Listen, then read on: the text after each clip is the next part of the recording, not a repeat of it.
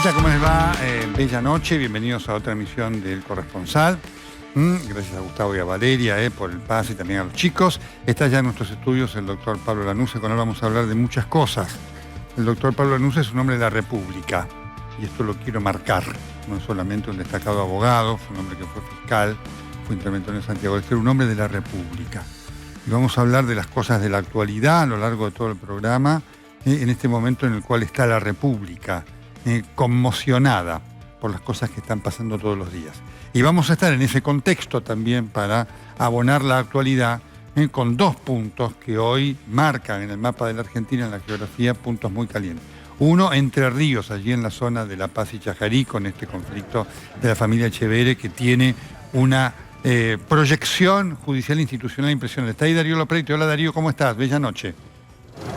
Hola Nelson, buenas noches. Bueno, un conflicto que no deja de sumar capítulos de incertidumbre y de tensión, ¿no? Hoy hubo varios hechos que vamos a ir repasando, una resolución de un juez que propone una forma de convivencia, de cantidad de gente que pueda entrar y salir de este campo. Hay una caravana todavía de más de 11 autos que llegaron con alimentos, con artículos de limpieza y que no pudieron entrar porque hasta ahora la justicia y la policía no los dejaron entrar, y una familia que está prácticamente destruida, con 3 hermanos y la mamá de un lado y otra mujer, Dolores, que está allí adentro con un grupo de 100 jóvenes en realidad que forman parte de este proyecto Artigas. Mañana una audiencia de conciliación. A las 9 de la mañana citó el juez, este juez que más tarde o más temprano va a ser seguramente recusado por los hermanos Echeverre. Estamos con esa actualidad, en esta cobertura intensa y estupenda que estás haciendo desde allí, Darío Lopreiti. Y en otro punto también con una cobertura intensa y estupenda, Paula Bernini en Formosa, donde se está viviendo esta historia increíble de gente varada allí que no puede volver a sus casas. Hola Paula, ¿cómo estás? Bella noche.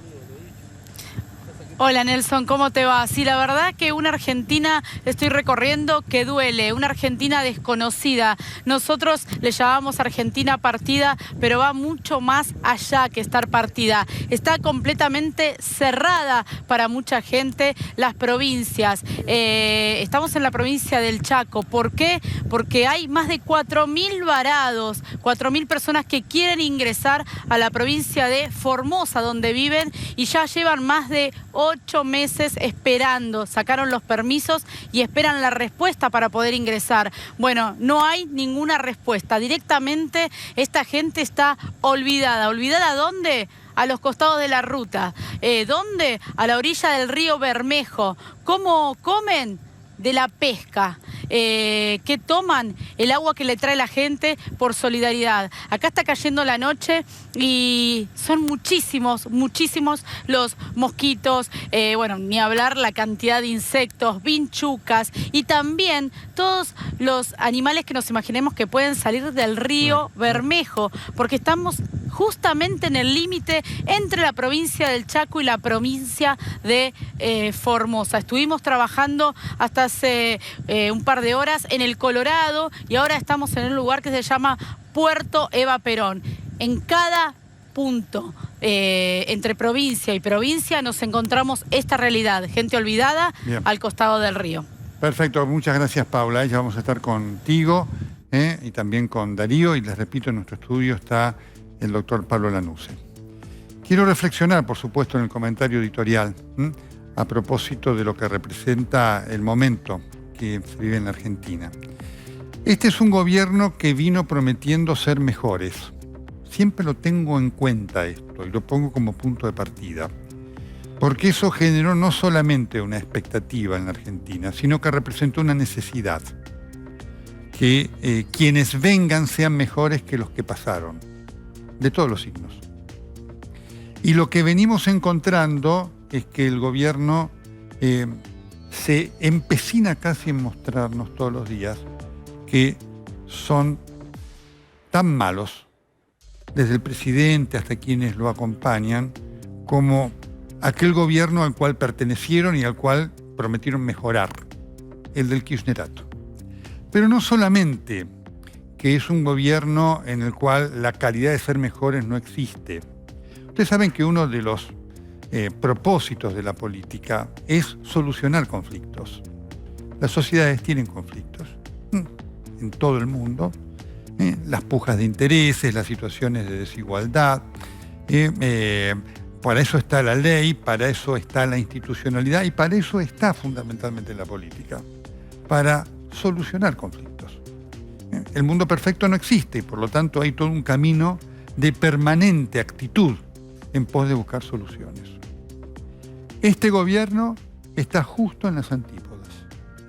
Este gobierno se encarga todas las semanas de generar conflictos y de ahondar aquellos conflictos ya existentes.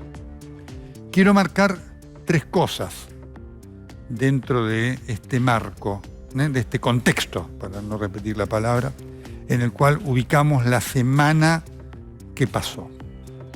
Uno de ellos tiene que ver con este tema, el de las tomas de las tierras. Y más allá de la disputa familiar, novelesca, triste de los Echeveres, ahí hay algo más profundo, como lo hay en el sur, como lo hay en Guernica, como lo hay en tantos lugares del país. Lo que nosotros nos encontramos es que el gobierno, lejos de buscar solucionar el conflicto y de darle un cauce lógico y legal, que es que intrusar un terreno es un delito y quien lo hace está cometiendo un delito y ese delito debe ser subsanado, el gobierno actúa con una notable ineficacia en algunos casos, esto es en la provincia de Buenos Aires, y con una actitud aviesa en otros. En el sur, como efectivamente el gobierno de Río Negro no es del oficialismo, entonces allí la justicia no vale nada. Y allí entonces el reclamo de la gente no vale nada. Y allí entonces los intrusos son protegidos por el gobierno. Se han detectado, ustedes recuerdan, a funcionarios del gobierno llevando a intrusores. Disparate. Seguramente si esa provincia perteneciera a otro gobierno, un gobierno del oficialista, la actitud hubiera sido distinta. Lo mismo en este caso de los Echeveres. La presencia de los funcionarios nacionales que están allí en un conflicto familiar indica claramente esta actitud del gobierno de inmiscuirse en temas políticos para ahondar conflictos en pos de una concepción de amigo-enemigo. Si el problema en Entre Ríos lo tuviera alguien que no son los Echeveres y fuera alguno afín al gobierno, seguramente ahí habrían actuado de otra manera. Siempre digo, ¿qué pasaría si alguno de los que están tomando tierras en el sur tomara una de las estancias de Báez o una de las propiedades de los Kirchner? Seguramente tronaría el escarmiento. Seguramente habría una eficacia fenomenal y habría un juez diciendo que esos intrusores son delincuentes y habría un poder ejecutivo que respaldaría eso y lo sacaría inmediatamente. Esta es la situación que estamos viviendo. Y esto es lo reprochable de este gobierno. Realmente esta actitud de una enorme irresponsabilidad. Enorme irresponsabilidad. Que además está en las antípodas de lo que el gobierno prometió, ser mejores y buscar el diálogo. Este es un punto. Pero no es el único punto dentro de esta catarata, de este Niágara de generación de conflictos que produce el gobierno en el medio de una cuarentena que viene fracasando rotundamente en relación a lo que el gobierno vendió como objetivo y, por supuesto, en el medio de una crisis económica fenomenal. Ahora, les voy a decir una cosa. Hay un problema increíble del gobierno que marca su disociación de la realidad. El gobierno cree que está haciendo todo bien. Increíble, ¿no? Pero es así. Paradojalmente, donde comienza a haber una disconformidad creciente con la calidad de la gestión del gobierno es en el Instituto Patria. Cristina Fernández de Kirchner está inquieta, no con estas cosas de las tomas, no, eso las apoya, sino con el desastre de la gestión económica de Martín Guzmán. Martín Guzmán dijo ayer en el reportaje con Ernesto Tenenbaum y Reinaldo Siete Case, más allá de cosas que son increíbles, ya dichas en el pasado, que la realidad desmiente todos los días, ¿no? Que el dólar blue no marca la temperatura, que el gobierno tiene reservas, todas esas cosas que no son verdades. Al margen de decir esas cosas inútiles, esos clichés no verdaderas y demás, dijo, la grieta tiene un costo económico. Fue lo más sensato que dijo. Para mi gusto, lo único sensato y creíble que dijo. Solo que hay que decirle al ministro de Economía, Martín Guzmán, que quien fomenta la grieta fundamentalmente es el gobierno. Y no porque en la oposición sean todos santos. Entre paréntesis, lo escuché a Macri estos días, le digo, Macri, no genere la división de la oposición, que es absolutamente necesaria cuando usted tiene un poder despótico como este, en donde si no hay equilibrio político se llevan todo. Entonces le digo a Macri, deje de generar división y hágase cargo de lo suyo. Es decir, el principal problema del gobierno de Macri fue Macri, no Frigerio y Monzó. Fue Macri, con su mala gestión, su incapacidad y los funcionarios que sí le reportaban a él. Cierro paréntesis. Dicho esto, le digo al ministro de Economía que el principal generador de la grieta es el poder, porque es el poder el que fundamentalmente lo hace. Y si no, ¿qué fue lo que hicieron con Horacio Rodríguez Larreta? Y si no, ¿qué es lo que hace Cristina Fernández de Kirchner en el Senado cuando actúa despóticamente? ¿Qué es un déspota? Un déspota es una persona que aprovecha su superioridad para avasallar al otro y que trata de gobernar al margen de la ley. Eso es Cristina Fernández de Kirchner.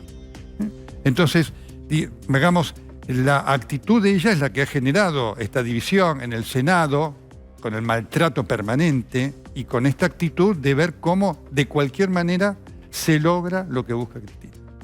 Entonces le digo al ministro de Economía, lo que usted marca es absolutamente cierto, solamente que debería decirle al presidente, mire, hagámonos cargo de esto que estamos generando, porque esto lo estamos generando principalmente nosotros.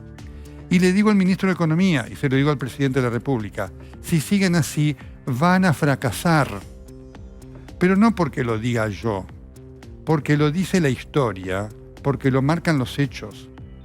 Le digo al presidente de la República, la gente no cree en su palabra.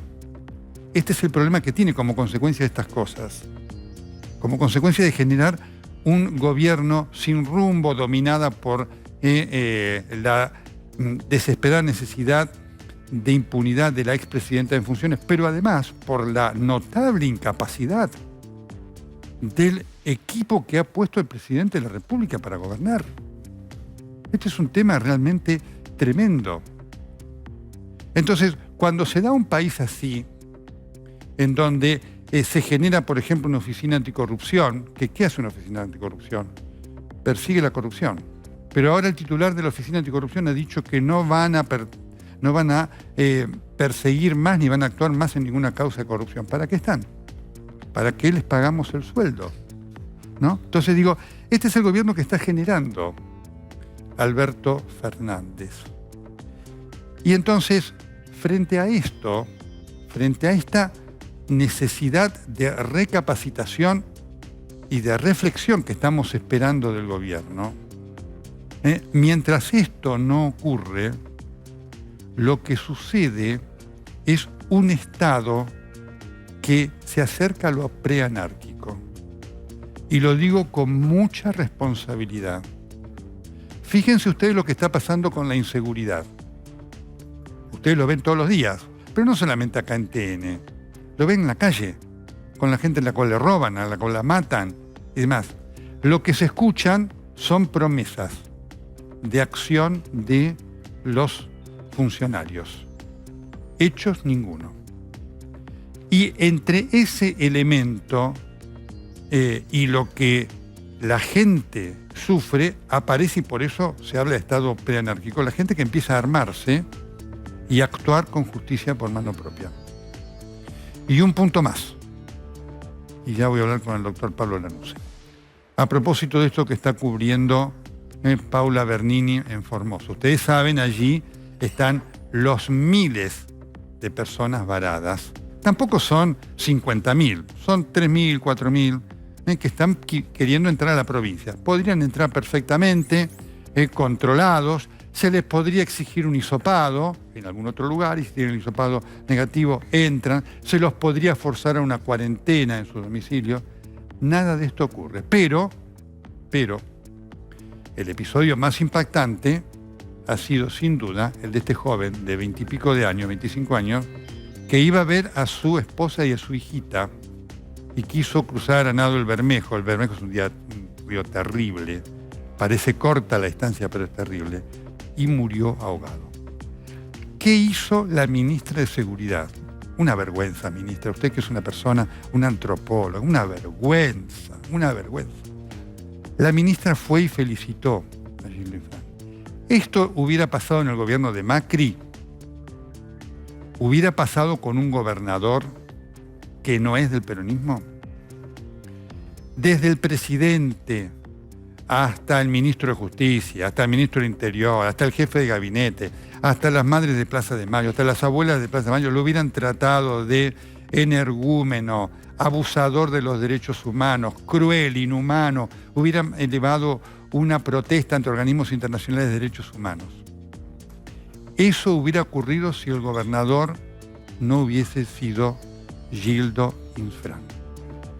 Pero a Gildo Infran lo protege el presidente. Debo decirle esto, señor presidente. Gildo Infran representa lo peor de la política argentina. No es lo mejor. Y usted lo apoya ciegamente. Por eso, cuando pasan estas cosas, como siempre digo, aflora una realidad clara, indiscutible, potente, contundente, que la digo con mucha tristeza, señor presidente. Usted nos ha mentido. Y lo peor es que no solamente nos defrauda, sino que cada día nos miente un poco más.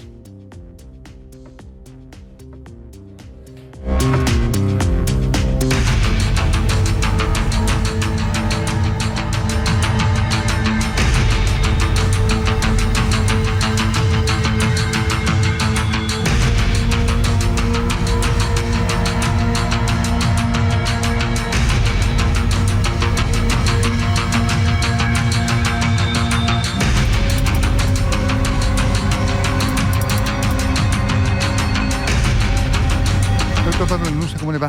Buenas noches, Nelson, ¿cómo está? ¿Cómo vive este momento de la República? Insisto, usted es un hombre, con usted se puede coincidir o no, de lo que no se puede dudar es su compromiso con la República. Bueno, le agradezco, no sé si es tanto, pero bueno, gracias. ¿Cómo lo vivo? Creo que como la gran mayoría de los argentinos, con enorme angustia, enorme preocupación, con mucha desesperanza en lo inmediato. Creo que todavía no hemos visto lo peor, no solo de los efectos de la cuarentena, sino de los atropellos institucionales que era obvio que esto iba a ocurrir. Permítame señalar, Nelson, que yo respeto a aquellos que creyeron en la palabra o en la condición de moderado con la que se presentó al candidato Alberto Fernández como que iba a ser algo distinto. Era obvio que lo que está ocurriendo iba a ocurrir. ¿No le sorprende? No, para nada. Es haber creído que Drácula iba a administrar el banco de sangre mejor. Y desgraciadamente está haciendo lo que Drácula iba a hacer, se está chupando la sangre. El populismo que nos gobierna es la antípoda de la República, es la antípoda de lo que prevé la Constitución, del respeto a la propiedad privada, lo que decía en su editorial, el respeto a la libertad de empresa, a la libertad individual, a la libertad de expresión. No por nada aparecen estos esperpentos como Nodio, donde la OA por un lado, la Oficina Anticorrupción por un lado, dice que no va a perseguir los delitos de corrupción porque no tiene personal, pero hay presupuesto para que aparezca una estructura claramente de censura y de persecución para desarrollar un discurso único. Ya tuvimos en la gestión de Cristina al secretario del Pensamiento Único Nacional, ¿sí? Foster, creo que Exactamente. Bueno, Ricardo Foster. Entonces, vinieron mejores eso se lo tengo que reconocer, vinieron mejores para terminar de destruir la República. Ahora, aquellos, con todo respeto, y tengo claros los motivos por los que mucha gente pudo haber buscado una opción distinta a Juntos por el Cambio. Lo que esa gente no se puede escandalizar hoy es que la República esté en jaque. Eso no le puede llamar la atención. Era lo que iba a ocurrir. En este marco, obviamente en este contexto, ¿no es cierto? Aquel experimento del kirchnerato, digamos, finalmente no terminó de avanzar. ¿Usted cree que en este caso va a poder avanzar? No terminó de avanzar porque hubo frenos de la justicia importantes para esto. Bueno, en este momento, Nelson, uno de los experimentos... este es un claro gobierno de impunidad. Es un gobierno que establece una agenda contraria al bien común y a los intereses generales de la sociedad. Hoy la sociedad, como usted bien señalaba, está preocupada por la seguridad, por la salud, por la falta de trabajo, por la corrupción, por las restricciones permanentes a nuestras libertades, por la propiedad privada.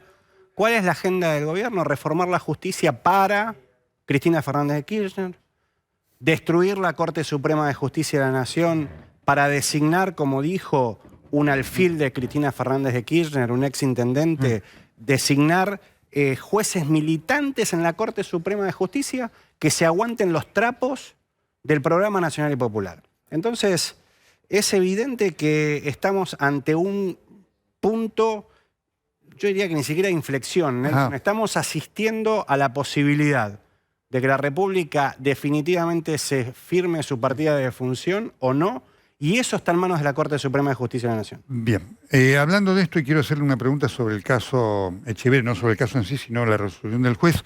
Ya está acá. Vamos a ver qué está pasando allí en Entre Ríos. Darío, te escuchamos.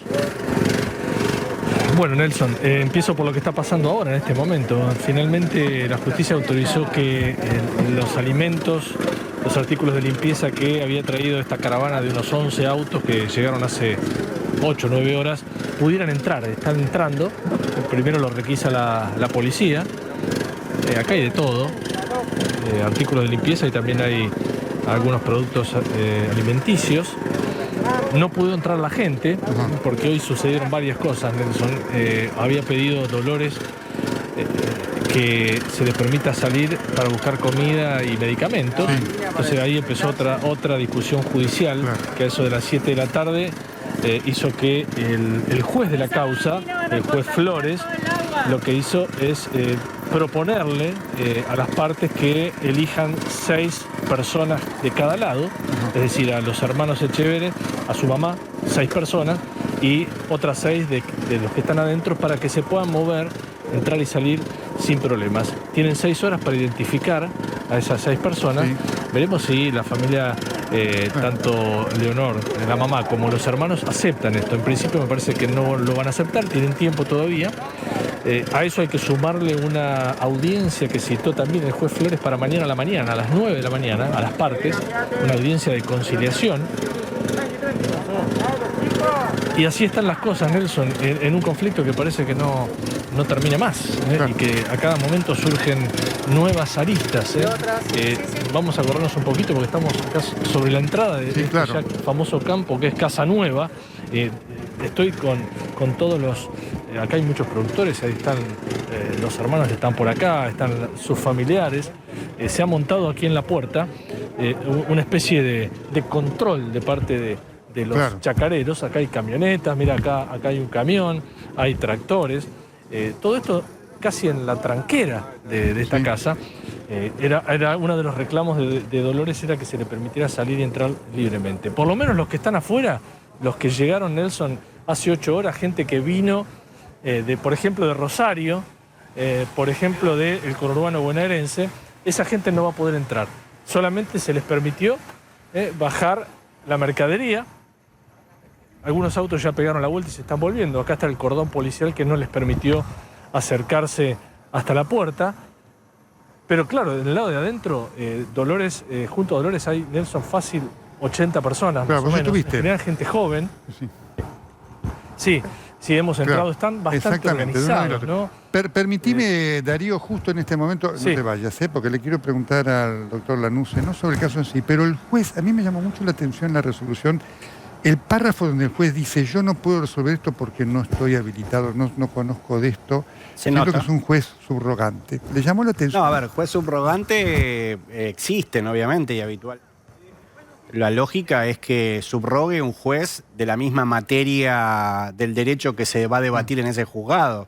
Al menos hay que reconocerle que ha tenido la honestidad de decir que no sabe derecho penal, lo que quedó claramente en evidencia.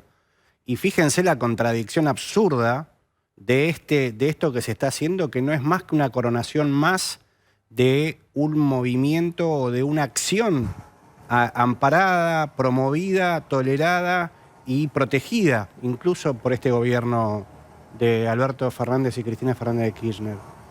El juez, en la resolución que rechaza la restitución del campo usurpado, invita a la familia, dada su condición de juez de familia, a que se sienten a dialogar. A las 24 horas o menos, a las 10 horas, le saca una prohibición de acercamiento a los dueños del campo en beneficio de la usurpadora. Ahora, júntense a dialogar, pero no se junten, porque si se juntan, además lo voy a meter preso. Esto no se vio nunca. Esto ocurre nada más que en Argentina, Nelson. Esto es lo que está provocando que el dólar blue valga 195 pesos. Esta es la... Guzmán, no lo escuché a Guzmán, no. La verdad que prefiero otras cosas a veces. No perdió nada, pero no se preocupe. Pero ¿sabe qué? Lo que usted me informó, dijo una enorme verdad. Que la grieta es el problema económico, pero la grieta no es de ideas políticas, Nelson. La grieta es de valores. Y esos valores que promueve este gobierno son los que hacen que las inversiones huyan. Se atacan a los empresarios exitosos como Marcos Galperín, se ataca la libertad de empresa, se ataca a la República, se ataca a los jueces, se ataca a la libertad de expresión. ¿Quién va a venir a invertir? Nos van a sacar un impuesto a la riqueza. Máximo Kirchner ahora quiere sacar un impuesto una ley que en los campos que haya incendio, ese campo no puede cambiar de actividad en los próximos 30 años. No tiene idea ese muchacho de lo que es una producción y lo que son el motivo de los incendios. Lo invito a que vaya él a saber qué está pasando en Corrientes y en tantos otros lados con los silobolsas, con la destrucción intencional, porque el campo desde la 125 es un enemigo de este gobierno y de Cristina Fernández de Kirchner y del Instituto Patria. Vuelvo con vos, Darío, allí a las puertas de la estancia, ¿sí? Bueno, zona con mucha ebullición, Nelson, porque a partir de un conflicto familiar esto ha ido evolucionando y todos los chacareros de la zona, pero no solo de acá, de los alrededores de La Paz, sino de, por ejemplo, de Gualeguay, de Concordia, han venido en estos días, van y vienen, sienten que lo que le pasa a esta familia les puede pasar a ellos también en sus campos, ¿no?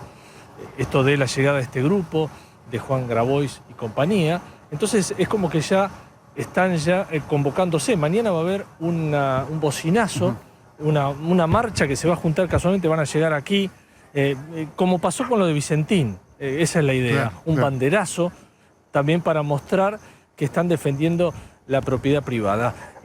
Otro detalle judicial del día, los dos fiscales, hay dos fiscales que intervienen acá, Sobco es el principal, hoy volvieron a apelar la resolución del juez que ustedes recién comentaban, ¿no? Del juez que es un juez de familia, pero que está subrogando, se supone que hasta el lunes subroga al juez de garantía. Apelaron ellos la decisión de que acá no hay usurpación y que no hay que sacarlos a la gente que está allí adentro. Ese es otro detalle fino de lo que ha pasado judicialmente en el día de hoy. Es sábado, ¿no? Y mañana domingo va a haber una audiencia.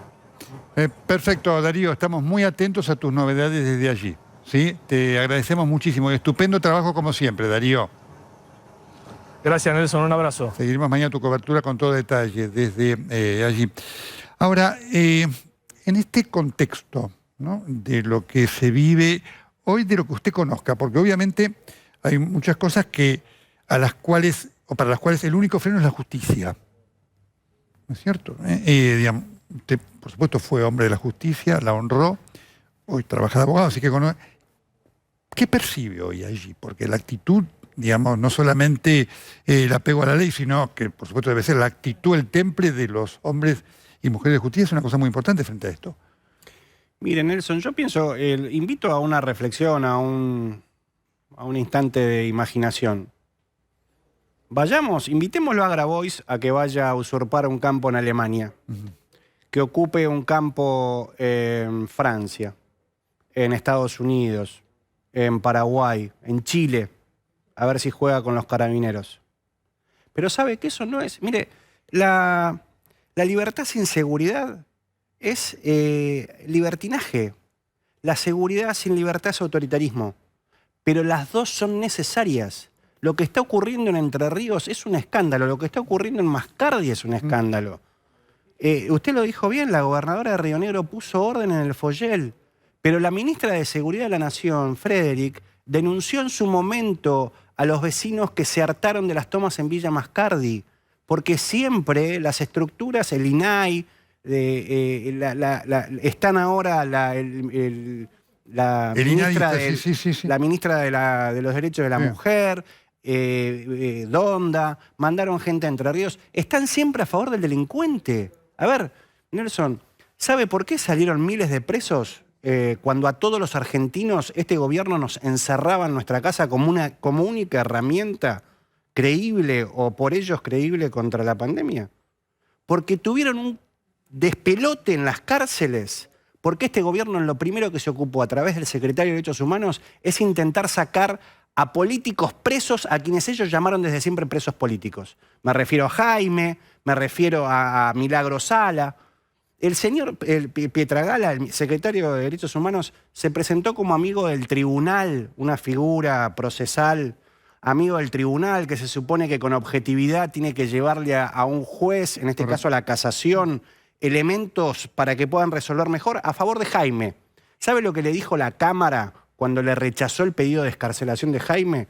Que no se había presentado como amigo del tribunal, se había presentado como amigo del condenado, la agencia del Estado, que tiene su abogado defensor, y que con su actitud estaba exponiendo a la Argentina a responsabilidad internacional porque estaban violando los tratados de derechos los tratados contra los delitos de corrupción. Entonces, si la propiedad privada no se respeta, es uno de los pilares esenciales de la vida democrática. Y por supuesto no se puede justificar porque hay un déficit habitacional. Que enhorabuena que el gobierno o el Estado se ponga a trabajar en serio, tiene un ministerio específico sobre esto, no le conocemos una sola medida. Que se pongan a trabajar. Ahora, la forma de darle trabajo, vivienda a esa gente no es permitiéndole como en Guernica que estén usurpando campos. Porque ¿sabe lo que pasa además, Nelson? Argentina es el mundo del revés. Sí, claro. Mientras están las tierras usurpadas, los dueños de los campos tienen que seguir pagando los impuestos de la tierra que no pueden usar y producir. Nos pasa en todos lados. Y si uno se quiere desprender de la tierra porque ya le llegan las intimaciones de la agencia de impuestos de esa provincia, no te la reciben. Y obviamente el usurpador, que no es un simple intruso, es un delincuente. El usurpador ni siquiera se quiere, le decís, bueno, te doy la tierra, vamos a un escribano, no te cobro, pero quédate con la tierra y garpar los impuestos. No, claro, porque ¿saben qué? Quieren vivir de arriba, que es lo que promociona este gobierno nacional y popular. Por eso no creen en el mérito, por eso no promueven el trabajo y por eso estamos en lo que estamos. ¿Usted lo conoce, Alberto Fernández? Sí, lo conozco, Nelson. Tengo buen trato.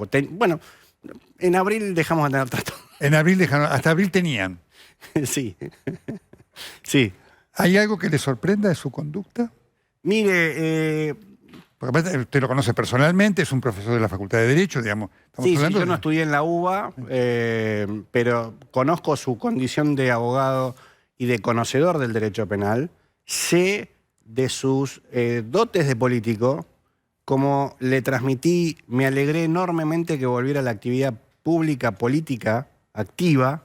Lamenté enormemente que se hubiera asociado con Cristina Fernández de Kirchner. Y claramente la decisión de quedar en la historia grande de la Argentina o ser un simple títere de una vicepresidenta de la Nación está en manos de Alberto Fernández. Y cada día más está más devaluado que el peso. tristemente y con todo respeto, a mí me encantaría que Alberto Fernández asumiera la conducción del país.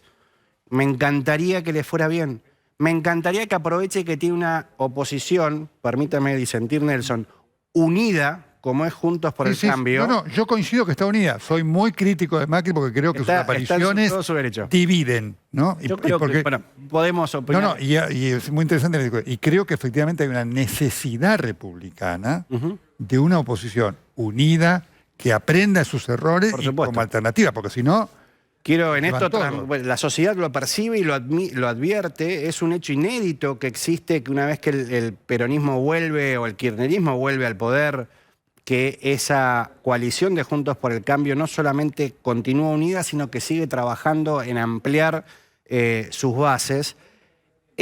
No es una oposición de las 10 toneladas de piedra, no es una oposición disruptiva. Es más, hasta se la critica en algunos momentos diciendo que hay sectores demasiado blandos. Es más, permítame decirle, yo creo que hay cosas que están ocurriendo porque se malinterpreta ser dialoguista con ser blando. Bueno, una cosa es ser dialoguista y otra cosa es ser vehemente y tajante en la defensa de la República. Cuando usted ve lo de Alberto Fernández con el tema de la quita de los fondos a la Ciudad de Buenos Aires, lo ve claramente. Lo que está pasando con los jueces, Nelson, es un tema gravísimo, gravísimo. Y le digo realmente, lo último que nos queda para no ser la dictadura de Venezuela de Nicolás Maduro es que la Corte Suprema de Justicia ponga el equilibrio constitucional. Le hago esta pregunta antes de ir eso, quiero ir a Formosa porque también quiero una reflexión suya de Formosa. Y porque estas cosas usted se las decía a Alberto Fernández claramente cuando hablaba, y por eso lo pregunto, porque después quiero pedirle a usted una reflexión de Kirchner. Usted fue parte de aquella primavera que generó esa primera parte del gobierno con Vélez, Campagnoli y demás, que después Kirchner voló. Cuando usted hablaba con Alberto Fernández, ¿él reconocía esto, digamos, porque claramente usted se lo expresó? No, mire, Nelson, yo a diferencia del presidente no ventilo mis charlas privadas. Bien, perfecto. Me voy a Formosa. Paula, contanos cómo está la situación allí, por favor. Difícil, porque ahora sí la oscuridad es total, solo vos estás viendo la imagen que podemos ver atrás de la gente varada en la ruta por las luces de las cámaras, por las luces de los reflectores. Pero si nosotros apagásemos estas luces, la oscuridad es impresionante. No te das cuenta la diferencia entre tener los ojos abiertos o cerrados. Bueno, la cantidad de bichos que hay dando vueltas y el miedo a las vinchucas. Una zona donde hay muchísima vinchuca. Entonces te están cuidando del coronavirus, por eso no te dejan regresar a tu provincia. Pero por otro lado, la gente está muy preocupada por el mal del Chagas, muy preocupadas porque la pique o porque sea mordida por alguna limaña, por algún animal. Estamos a metros del río Bermejo, que es este río que está dividiendo la provincia del Chaco de la provincia de Formosa. De la Argentina, Paula, de la Argentina está dividiendo de la Argentina, un río que está dentro de la Argentina, pero parece que Formosa hoy... este río en realidad marca una zona fronteriza porque parece que Formosa hoy está infranqueable, que nosotros no podemos ingresar, como tampoco pueden ingresar todos los que viven en Formosa y que sacaron permiso. Paula, ¿a quién se le ocurrió la fecha del 18 de diciembre? ¿Qué lógica tiene esto de que la gente va a poder ingresar el 18 de diciembre, es decir, dentro de 2 meses? No, Nelson, no. La gente no. Solamente tuvo suerte una familia, la de Hilda y Javier, que como tiene 8 meses varado ahí en el Colorado, en el límite entre Chaco y Formosa, y nosotros insistimos tanto para que ellos llamen y pregunten, le dijeron, bueno, te conseguimos un turno para cruzar el 18 de diciembre. Ya llevan 8 meses. Tienen que esperar 2 meses más y la condición es entrar, pero con hisopado en mano. Es decir, tienen que ir a hacerse el hisopado, pagarlo, porque acá en el Chaco hay que pagarlo, volver al Colorado en menos de 36 horas y recién el 18 de diciembre, ese día, van a poder cruzar. La pregunta que se hacían ellos, y también nos hacemos creo que todos los argentinos, es ¿por qué no mañana? Claro. Si se podrían hacer el hisopado, y entrar pasado mañana. Qué disparate.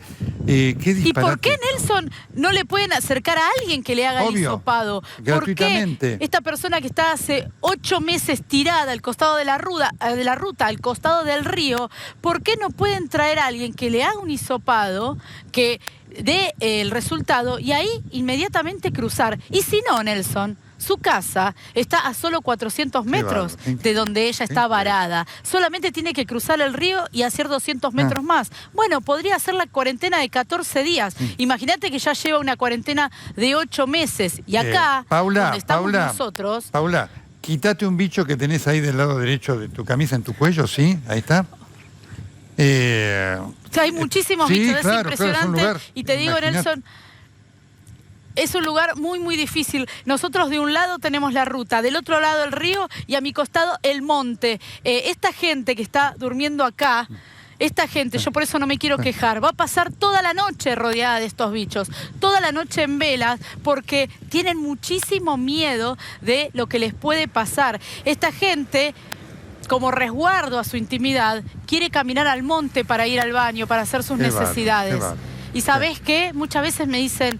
Preferimos exponernos y quedarnos acá al costado de la ruta porque monte adentro el peligro es inmenso. Y esta gente no tiene horas acá, días acá. Estamos hablando de meses, Nelson. Gente que está hace 4, 3, 6, 7 y hasta 8 meses varados, tirados, pidiendo entrar a su provincia, a su casa. Bueno, no hay respuesta y lo más loco es que no hay un por qué no dejarlos entrar.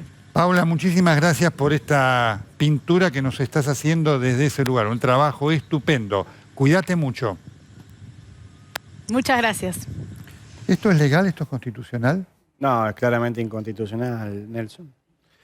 A mí me da una tristeza enorme ver esto. La verdad, ¿sabe qué pasa, Nelson? Este gobierno se enamoró de la restricción a nuestras libertades escudado en la cuarentena porque exuda y exhibe su autoritarismo que lleva en el ADN, Nelson. Se enamoraron de la cuarentena. El problema no es la pandemia, el problema es la cuarentena. La cuarentena podía ser entendible del 19 de marzo a la noche al 31 de mayo para acondicionar el sistema sanitario, para concientizarnos. Pero este gobierno, en vez de apostar y creer en la responsabilidad individual, en la libertad individual, en la actuación proactiva, colectiva, este gobierno es un gobierno policíaco.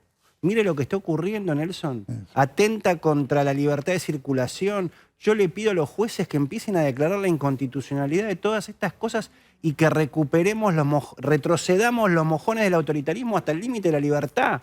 La Constitución está para que se nos reconozcan y se nos preserven los derechos que son preconstitucionales. Y la libertad es, si no hay libertad no tenemos nada, y si no tenemos república menos. Esto, mire, hay otra provincia, Nelson, que si usted la tiene que atravesar en auto, o sea, usted viene de Santa Fe y tiene que llegar a Tucumán o Salta y atraviesa Santiago del Estero. Que usted la conoce muy bien. A usted le fajan las puertas del auto, Nelson, para que usted no se pueda... Si usted le dice al policía de la frontera, fronteras, no el límite, la frontera en Santiago del Estero, le dice, ¿hasta dónde va? Salta? Permítame, boligoma, perdón, una goma, quédese tranquilo. Le pegan las 4 puertas porque usted no se puede bajar. Y si necesita ir al baño, su problema. Pero no estoy haciendo una caricatura. Da ganas de reír, pero ¿sabe qué? Tenemos que llorar. Porque me parece fantástico que las autoridades velen por la salud. Algún día sabremos, y sugiero, propongo que pensemos, si el día que esto termine no tendríamos que hacer alguna investigación independiente de qué ocurrió durante este periodo. Económico, sanitario, psicológico, social, en la infancia, en todas nuestras relaciones humanas, en los millones de empleos que se perdieron. Ahora, lo más grave de todo eso se puede recuperar un país. De lo que no se puede recuperar es de mantenerse bajo un régimen que no garantiza ni permite la libertad. Estamos con el doctor Pablo Lanuse. Ya vamos a volver después de la tanda. Tengo 2 preguntas más para compartir con él. Estamos en El Corresponsal, ya seguimos.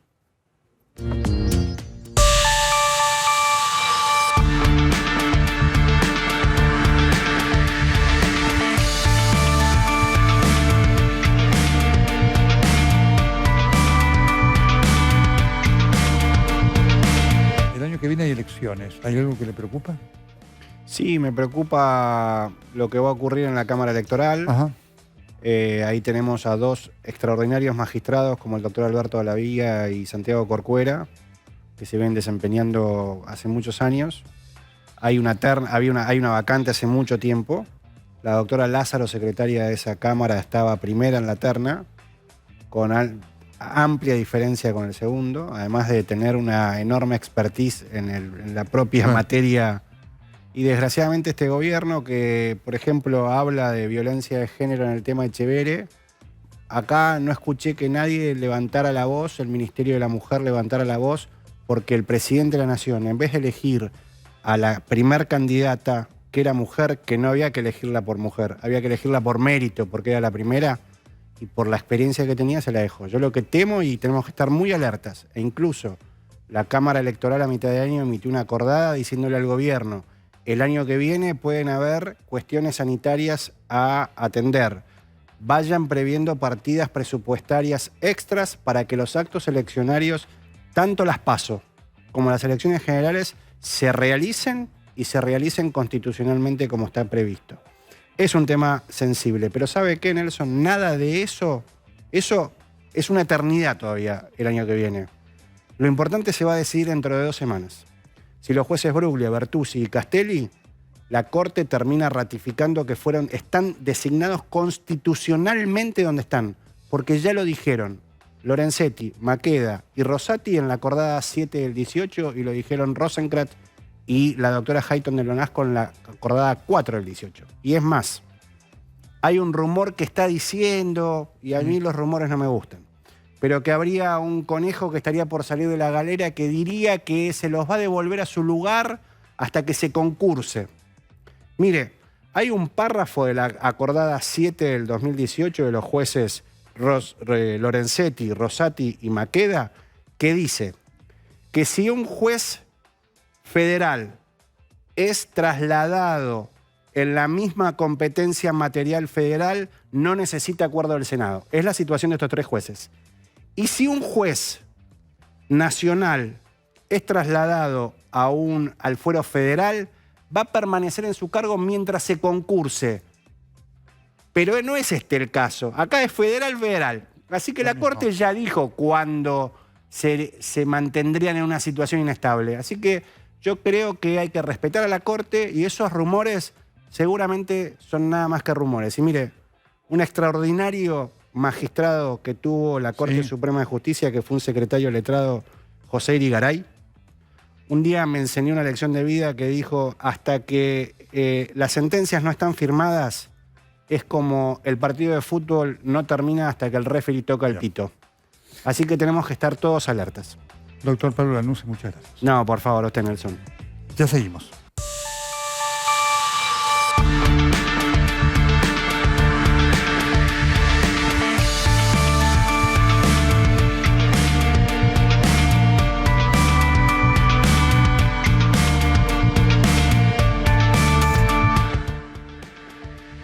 Dice la genial canción de María Elena Walsh: me dijeron que en el reino del revés nadie baila con los pies, que un ladrón es vigilante y otro es juez, que 2 y 2 son 3. Esta es la Argentina que estamos viviendo. Sigan en TN, ya viene TN Extremo Plus con Juan Butvilosky. No lo pierda. Nos reencontramos el próximo